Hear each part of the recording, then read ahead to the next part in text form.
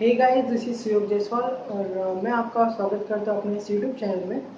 हमने last lecture में ये देखा था कि व्हाट इज इलास्टिसिटी। इलास्टिसिटी क्या होती है, रिजिडिटी क्या होती है, स्ट्रेस और स्ट्रेन क्या होता है, वो हमने लास्ट लेक्चर में ऑलरेडी देख लिया। अगर आपने वो लेक्चर नहीं देखा तो डिस्क्रिप्शन में अभी उसके लिंक डालूंगा, आपको उस लेक्चर को देखना है, उसी के बाद में ये लेक्चर आपको देखना पड़ेगा। सो लास्ट लेक्चर में तो हम सब ने स्ट्रेस और स्ट्रेन तक के कवर कर लिया है। अब नाउ वो स्ट्रेस और स्ट्रेन के बीच में एक रिलेशन होता है, जिस रिलेशन को हम हुक्स लॉ कहते हैं। वो हुक्स लॉ अभी हमें समझना है इस लेक्चर में। अब स्ट्रेस और स्ट्रेन के बीच का जो रिलेशन है, that is a very simple relation. That is stress is directly proportional to strain. मतलब स्ट्रेस और स्ट्रेन एक ही साथ में कम या ज़्यादा होंगे, दोनों में से किसी भी एक में अगर इंक्रीज होगा तो दूसरा भी इंक्रीज होगा, और डिक्रीज होगा तो दूसरा भी डिक्रीज होगा, उसी के प्रोपोर्शन में। सो अगर उसको मैथमेटिकली बोले, that is stress is directly proportional to strain. और अगर उसका हम स्टेटमेंट अगर बोलना चाहें हुक्स लॉ का, so that would be within the elastic limit of material stress will be directly proportional to strain. अब इसको अच्छी तरीके से अगर हमें समझना है, प्रोपोर्शनलिटी साइन और कांस्टेंट के बीच का जो खेल है वो थोड़ा समझना पड़ेगा। सो स्टेटमेंट तो ऑलरेडी अभी हमने देखा है, हुक्स लॉ का स्टेटमेंट ये एक्चुअली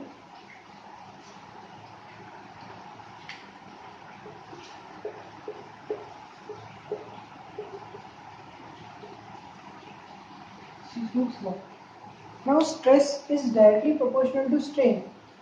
अब ये प्रोपोर्शनलिटी साइन हटाने के लिए हमें क्या करना होगा, हमें यहाँ पे एक कांस्टेंट लेना होगा। सो स्ट्रेस हो गया इक्वल टू का साइन, अगर प्रोपोर्शनलिटी हटाए तो इक्वल टू का साइन है, और कांस्टेंट हम यहाँ पे ई ले रहे हैं, जो स्ट्रेन, राइट।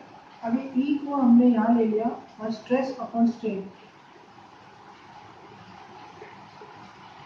ये जो स्ट्रेन है हमने इसको नीचे ट्रांसफर करना है, राइट। अब यहाँ पर जो ई कांस्टेंट हमारे पास में आ रहा है, इसको हम क्या बोलते हैं, इलास्टिक कांस्टेंट बोलेंगे, या फिर ये हो जाएगा मॉड्यूलस ऑफ इलास्टिसिटी। ई से रिप्रेजेंट करेंगे इसको। नाउ वी ऑलरेडी नो कि स्ट्रेस और स्ट्रेन के भी टाइप्स होते हैं। स्ट्रेन के टाइप्स क्या है, longitudinal strain, then volume strain, then shearing strain. उसी के बेसिस पर इसके भी तीन टाइप्स होकर आते हैं। Now we have already seen कि मॉड्यूलस ऑफ इलास्टिसिटी क्या होता है, वो हुक्स लॉ से हमें मिल रहा है।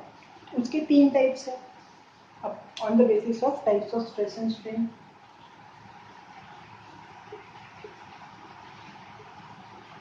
ओके, अब हमारे पास क्या है, modulus of elasticity that will be stress upon strain, right. This is stress upon strain. और तीन टाइप्स की स्ट्रेस और स्ट्रेन थे, that was based upon length, volume and angle of share, right. उसी के बेसिस पर हमें यहाँ पर तीन types of modulus of elasticity मिलती है, that would B Y A and ईटा। अब यहाँ पे फर्स्ट वाले में क्या कंसिडर करने वाले हैं, लेंथ, इसमें वॉल्यूम और इसमें angle of share.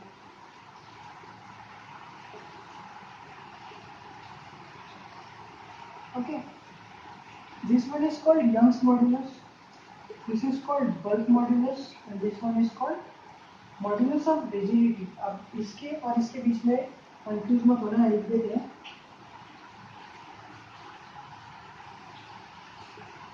Young's modulus, bulk modulus and this is modulus of rigidity।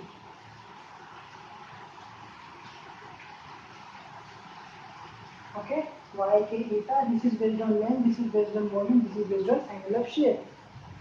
now इसका फॉर्मूला क्या आएगा, स्ट्रेस अपॉन स्ट्रेन है, that could be longitudinal stress upon longitudinal strain। इसमें क्या आएगा, स्ट्रेस वॉल्यूम स्ट्रेस आएगा अपॉन वॉल्यूम स्ट्रेन, और इसमें सिंपली जो एंगल ऑफ शेयर होगा वो हमारे यहाँ पे आने वाला है। प्रीवियस स्लाइड में हमने देखा कि मॉड्यूलस ऑफ इलास्टिसिटी के तीन टाइप्स होते हैं, that was Young's modulus, bulk modulus and third one was modulus of rigidity. अब यंग्स मॉड्यूलस को थोड़ा डिटेल में देखेंगे। अब ऑलरेडी हमने देखा था कि यंग्स मॉड्यूलस को क्या किया था हमने, लॉन्जिट्यूडनल स्ट्रेस और longitudinal strain.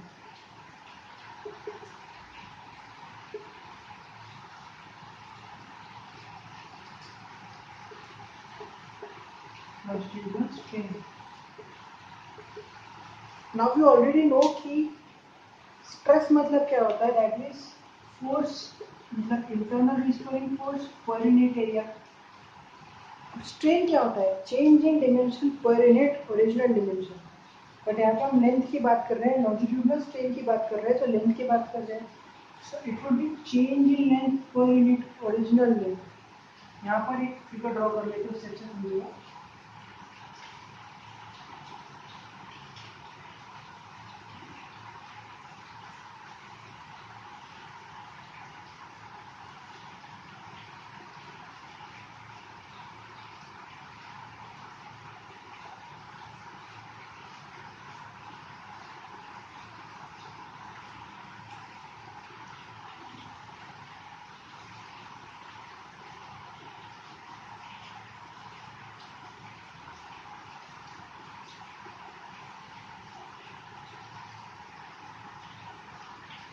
Okay, now we have drawn here a figure of a wire which has been extended due to some mass।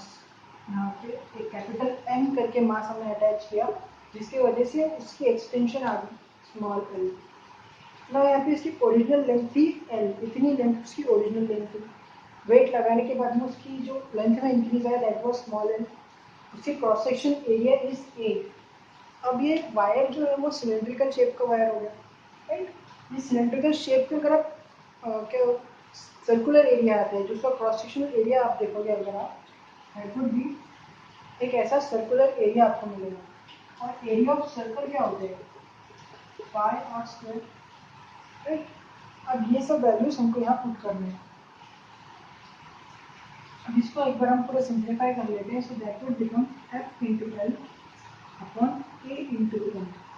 Okay, अब फोर्स मतलब हो गया mass into acceleration due to gravity, right. इसके ऊपर कौन सा acceleration आएगा, acceleration due to gravity आएगा। सो लेंथ वैसी की वैसी, एरिया, एरिया हमारी क्या है यहाँ पे, pi r square. Okay, therefore this Young's modulus is equal to mgl upon pi r square L.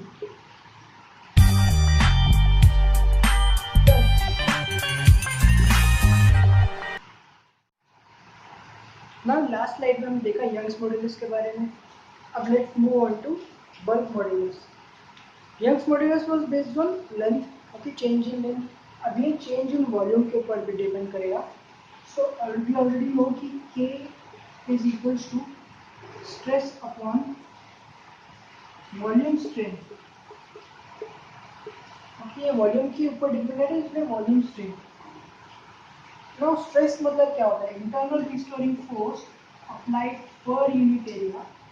और ये जो वॉल्यूम स्ट्रेन है, that will be change in volume per unit original volume. Okay, यहाँ पे dv मतलब क्या है, change in volume. और ये जो v है उसको हम कंसिडर कर ले कि that is original volume. Now here we have force upon area. Force upon area क्या होता है, force applied per unit area, that is pressure. यहाँ पे चेंज इन प्रेशर dp, और यहाँ पे इसको हम ऊपर ले लेंगे, फिर अभी ड्रॉ स्पेसिफिक को dv by d। Now we have here v into dp upon dv। So here we have k equals to minus v dp on dv। अब ये माइनस से यहाँ पर क्यों आया, इसका रीजन ये है कि pressure is inversely proportional to volume. Pressure बढ़ेगा तो वॉल्यूम कम होगा, वॉल्यूम बढ़ेगा तो प्रेशर कम होगा। दैट्स व्हाई उसको बताने के लिए हमने यहाँ पे किया माइनस साइन यहाँ पे हमने ले लिया, नेगेटिव साइन ले लिया। नाउ अगर हम इसको देखिए कि ये एक न्यू कॉन्सेप्ट है कि अगर 1/3 here this beta is compressibility।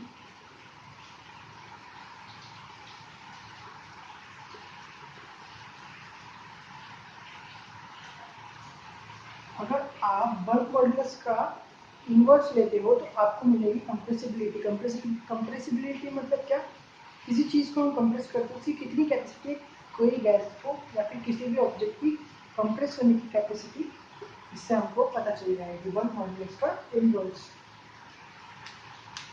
अब सिर्फ बल्क मॉड्यूलस में इनवर्स क्यों आ रहा है, किसी भी चीज़ को अगर आप कंप्रेस करते हो, लेट्स से आपके पास एक स्क्वायर शेप का कंटेनर, इसमें गैस है, आप उसको कंप्रेस कर रहे हो, तो कम क्या हो रहा है, वॉल्यूम में डिक्रीज हो रहा है ना उसका।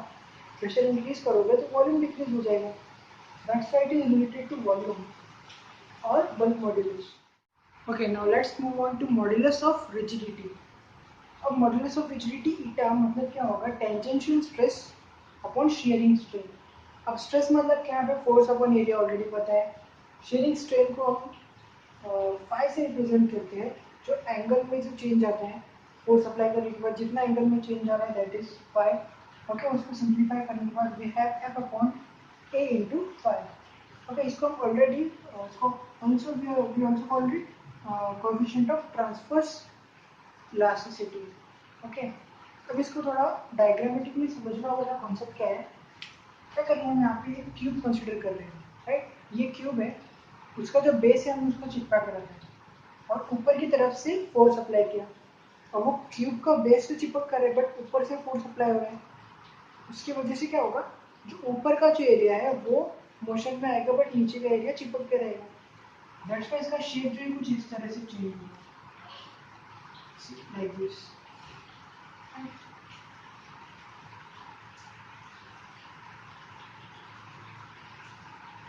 इस तरह से कुछ चेंज आएगा इसके शेप में। पहले क्या बॉक्स कुछ इस तरह था, सामने की तरफ से अगर हम देखें, सामने का फेस इसका इस तरह से था।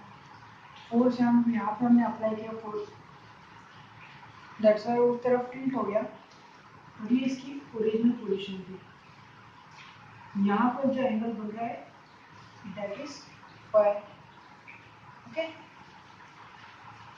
सो here we get this, force इस तरफ से अप्लाई कर रहे हैं, ये एंगल फाई बन रहा है, वो जो एंगल है यहाँ पर हमने यहाँ यूज किया है। This is called modulus of rigidity. Tangential stress और शेयरिंग स्ट्रेन का ratio is known as modulus of rigidity.